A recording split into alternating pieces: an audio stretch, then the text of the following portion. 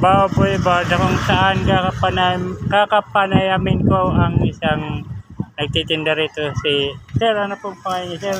Ronald Atienza. Okay, si Sir Ronald po ay meron po siya mga tindang imported na mga chocolates. Oh, ayan From po. K-Chocolate Store po. Ayan.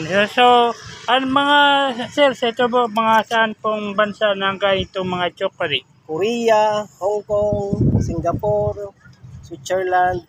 Mostly ganyan yung mga bansa. Okay po. So, sa ngayon po, ngayon pa lang po ba kayo nagpepes dito? Every Saturday, Friday. Depende sa panahon. Okay. So, siya po ay makita nyo po yung pesto niya dito every Friday or Saturday. So, kung nasaan man kayo, halina kayo at sana yung mga hindi pa nakakatikim ng mga imported na tsokolate, mga ano. Nandito na po sa Bao Boulevard. Okay po. Sige, see you. Ayan po yung ano. Ayan po, ayan.